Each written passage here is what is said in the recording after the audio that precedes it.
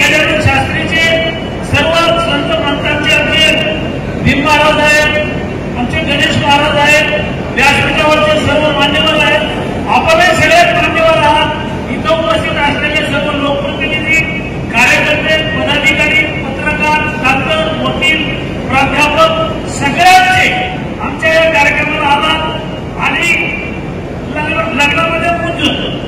भैयाच्या या कार्यक्रमामध्ये माझा वाढदिवस भैयाने साजरा केला आणि 22,000 कटाऊट लागले जिल्ह्यात। मी मंत्री असताना एवढे व्यापार कटाऊट लागले नाही। सगळ्या जालना शहरासह पूर्ण गावागावामध्ये जिल्ह्यामध्ये माझा वाढदिवस साजरा केला कार्यकर्त्यांनी।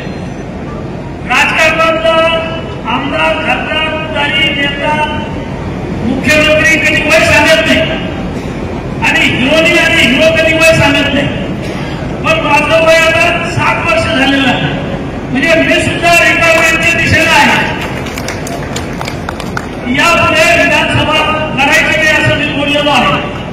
मात्र साधू संतांच्या आशीर्वादानं आणि पक्षाला जर संधी दिली तर लोकसभा एवढं लढायची इच्छा आहे। गेले 40 वर्ष एकाही गावात 1 रुपयाची दारू बंद मारली नाही।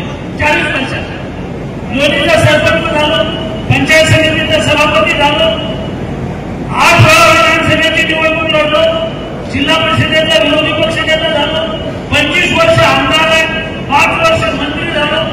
मात्र एकाही गावात दारू वाढली नाही, एकाही गावात बोकड्या दिल्या नाही। जीवाला जीव देणारे, जीव की प्राण माझे कार्यकर्ते इमानदार प्रामाणिक असल्यामुळं मी 40 वर्ष